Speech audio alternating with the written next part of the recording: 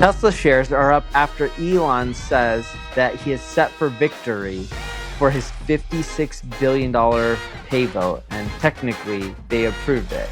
Although there could be legal ramifications, but what's interesting is his brand power is so strong. The company is spending $50+ billion, which is costing, of course, the company money, but the stock went up because of his quote unquote brand power, star power. Of course, he's brilliant and smart.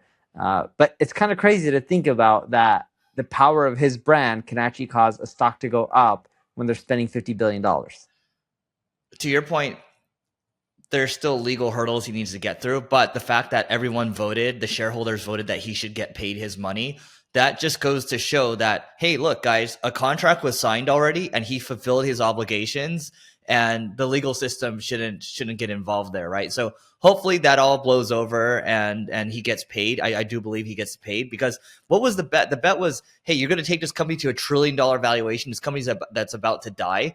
And he delivered on what he said he was going to do. And so, and to your point, yes, he, by the way, whenever he posts something, how many followers does he have now on X? 200 million, something like that, right? It's something large. Yeah. I'm actually trying to look it up right now. I'm going on X. He has 187. That's a lot. Yep. And by the way, like, if you look at his tweets, it's not like this guy's messing around. Sure, he says some things that are maybe people might not agree with, but so look, I'm just looking at his feed right now. He's talking about robo-taxis. He's talking about Optimus, these robots that will take him to a $20-30 trillion market cap, right? He's constantly delivering. He's constantly building, and that's why he was able to rally. I mean, that's why people rallied around him. He didn't even need to really rally people for him, but I think he did ask a couple times for people to sign, and those got millions of impressions each. Yeah, and it was funny because the Norwegian Sovereign Wealth Fund voted no. Yeah. Yeah, and a few other pension funds voted no, and they were explicit about it. But the people spoke. They're like, we love him. We want to motivate him to continue pushing forward. The company's not the same without him. And if he wasn't going to get it, it's not like he threatened to quit or anything like that. You know, he still loves the company that he created, but more so, people are like, we want to motivate him, and we made a deal, and the deal should be honored. So yeah, and by the way, pay package. We can talk about, I mean, you even have politicians that are supporting Elon, right? And so you have, love him or hate him, you have Trump, who, I think in a recent interview said, look, he's our modern version of Thomas Edison. He's just built so many things and he's done so much for humanity, right? So, I think this is good in a world where things are getting crazier and crazier, where courts can just jump in and say, oh, your pay package is voided. I think this is good for the system, because what was supposed to have happened actually happened. Yes, and I agree with you. Whether you like the guy or not, if a company has a contract with their own people, and the person fulfilled on the work, the requirements, whatever it is, and then they're supposed to get paid for it, it's just like, I don't understand why the courts meddled in it in the first place. Yeah, well, we have a lot of meddling going on in today's world, but we'll just leave it at that. I got to take a minute to tell you about the Agency Owners Association. This is a peer group for agency owners. Think YPO or EO, but for agency owners. And I just wanted to read you a couple of testimonials. So this first one comes from Carrie, and we asked her, what do you like most about the group? She said, having a group of people to discuss and bounce ideas. The leads are great too. Yes, we share leads in this group as well. This one from Alian, he says, the ability to really post whatever I want and need, and the group responds. Great experienced members, getting a lot of insights from conversations with other members, getting a lot of value from sessions from Eric, getting advice from others as well. And so if you want to grow your agency faster and you want a peer group to do so, just go to marketingschool.io/agency. This is a group that both Neil and I created. And our hope here is to create a vibrant community of agency owners and do a lot more with it in the future. So again, marketingschool.io/agency, and we'll see you inside. Speaking of meddling a little bit, I think it's worth talking about California's $22 minimum wage backfiring. Have you seen this? No, I didn't even know the minimum wage in California was $22. It's a lot of money, man. My first job, I got paid $7 an hour for putting new date stickers over expired stickers for a Chinese food place in a warehouse. But dude, check this out. I was talking to one of my colleagues and coworkers today. He did not get selected for jury duty. He lives in Arizona, which the minimum wage must be decent as well. Maybe it's not $22 an hour.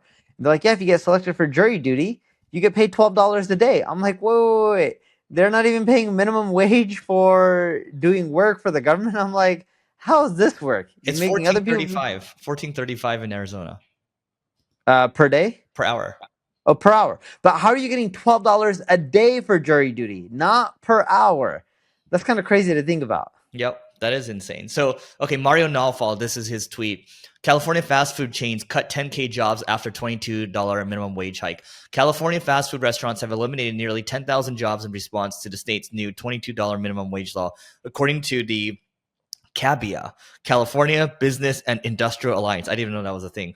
The trade group blames Governor Gavin Newsom for pushing the law, which took effect April 1. Major chains like McDonald's, Burger King, and In-N-Out have raised prices, cut hours, and moved towards automation to offset higher wages. Cabia argues businesses can't sustain such drastic pay increases without consequences. So think about this. And by the way, here, a Lending Tree survey found 78% of consumers now see fast food as a luxury due to soaring prices.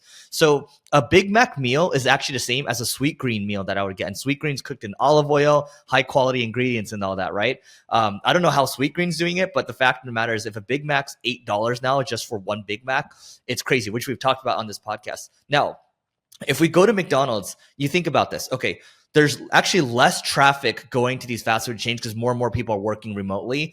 And then if you're upgrading the costs and then they're getting less traffic, that means they're getting less customers. What do you think is going to happen to the business? Dude, totally. And you want to know what's crazy? I was in Malaga, which is a city in Spain. I'll call it a few days ago or a week ago or whenever I was there. I think it was a few days ago. And McDonald's was across the hotel that I was staying at. All right. I don't really eat McDonald's often at all You unless did it my again. kids have it. No, I didn't end up eating McDonald's. But I just went in there because it was packed. No joke, it was packed. And I was like, what are all these people going to McDonald's for when there's all this food from Spain that they can end up trying out? So I wanted to go in there to see if there's anything different. All right, McDonald's there is pretty much similar to the United States. I haven't been to McDonald's in the United States in ages, but they have all these computer screens. So no one's really taking your orders. It's literally computer screens and you're just clicking buttons on what you want. I didn't place an order for anything, but I started clicking on the computer screens because I just wanted to see the interface and how it worked. And I was just like, oh yeah, what happens if I don't want mayo on my sandwich, right? So I was clicking on like a chicken sandwich and I was like, can I remove ingredients? You can remove it. It's pretty easy. And you're going to have less errors than if you're talking to someone and they mess up, typing it up on the register or clicking a button. But here's what was crazy. Just a sandwich alone, I think the price was somewhere like around €5 or €6. So call it around $6. I was like, what the heck? This is expensive. Now, I haven't, gone to In-N-Out or any of these places for a long time, but to me, that's expensive. What's cheaper is just going to the grocery store, buying, a patty or a few patties, some few buns and lettuce, tomato, and whatever. And yes, in total, you'll spend more, but if you look at the cost per sandwich, you probably can get your cost down to like $1 or $2, which is much more cost effective than spending $5 or $6 just for one sandwich. That's just so expensive. You know who's worth following on YouTube Shorts for this? It's Jenny Hoyos. So she actually makes $1. She makes like a $1 chicken sandwich. So she'll compare it to like a Chick-fil-A and she'll make it from scratch. And like the shorts get tens of millions of views. She does a really good job with these. So anyone, Neil and I aren't necessarily the best at shorts, I would say. But I would say Jenny Hoyos is definitely worth following. But the point is going back to why are these guys talking about this $22 minimum wage? The point is when you have government interfering again, businesses will get creative. You have very smart people that are running these businesses. They're going to figure out ways around it. It's like, okay, you're going to set the rule over here, the goalpost over here. Okay, I'm going to move around it, right? Oh, we're going to take your pay package away. Okay, we're going to move around it, right? And so I think the thing is, I think, we don't want to make this a political podcast, but in general, what's been more helpful in history, when I study history and Neil studied history in the past, is we just look at when things have worked really well, it's minimal government intervention, and then you have businesses, you have capitalist societies that are pushing things forward, right? Because they're pushing innovation forward because they want to produce goods and services for the people because they get paid for that. Dude, I totally agree. And I remember once COVID hit, a lot of people moved out from California. And then California started losing a lot of revenue and taxes from these billionaires and 100 millionaires who are moving out, and it affected their tax revenue. I forgot what portion of California's taxes comes from like the ultra wealthy, but it's a large chunk comes from like the top 10% or whatever the number was at that time. There was a news article on it. Nonetheless, though, it's just like, yes, you want to affect things. You want to tell people like Tesla, like, oh, you got to keep factories closed. And I'm not saying anyone's right or wrong, but these things affect businesses, and businesses decide to do what's best for them, which can affect states or governments. Yep. Yep. So that's a lesson, guys. You can take responsibility for yourself and do what you can. Worry about what you can control. And in Elon's case, he's like, I'm going to vote with my feet, and then I'm going to move the Tesla, the factory to, or the main headquarters to Austin, Texas. All right. So I wanted to take a second to tell you about Leveling Up Founders. This is an event / mastermind for people doing 7, 8, 9 figures. These are founders that are doing that amount. And we've been doing this event for a couple years now. We've had amazing speakers, but more than anything, it's about the people. What I mean by that is like-minded people want to hang out with like-minded people. And this is the best spot to connect with people of a certain caliber. And we vet every single person that comes through. So if people are, even though they make a lot of money, but their character, we don't really align with that, we're not necessarily going to let them in. We do this event in Beverly Hills, and it's happening in the beginning of August. All you have to do to learn more about it is just go to levelingup.com/founders. Again, it's levelingup.com/founders. If you want to hang out with amazing people, Neil, my podcast co-host, is going to be there. I'm going to be there. People like Syed Balki, he will be there as well. And again, it's going to be a great time. Levelingup.com/founders to learn more. And we'll see you inside. So it's funny, maybe like 6 months ago, someone pitched me, okay? Someone who works at one of my companies, and they pitched me, they're like, we think we should only have 4-day work weeks, no more 5 days. And I was like, okay. And I wanted to hear the argument for it, right? And they're just like, look, we want more time to travel, have fun, all these kind of things. And I was like, okay, what happens with pay? They're like, well, you keep the pay the same. And then I'm like, what happens to the output? They're like, well, we would produce roughly 1 day's less work. But I'm like, but you said you're going to be more efficient. And they're like, we'll be more efficient with our time, the day's work. So maybe, you don't lose a day's worth of work. Maybe you lose like a half a day. I was like, all right.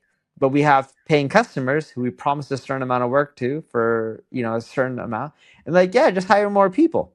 And I was like, but if the economy is bad, all right, and losing customers, because a lot of businesses have lost customers, and I'm like, this means I'm just going to have to fire people. So I'm like, so what happens if I had to fire you? Oh, no, you can't make that change. I was like, it doesn't work both ways. I'm open to hearing solutions. If someone can tell me how we can pay people the same and they get the same amount of output done in 4 days instead of 5, I'm all for, different creative solutions. It could be different days where people are picking their 4 days. So you have coverage from Monday through Friday, right? Because some people may take Monday off, some people may take Friday off or Wednesday, or you pick a random day.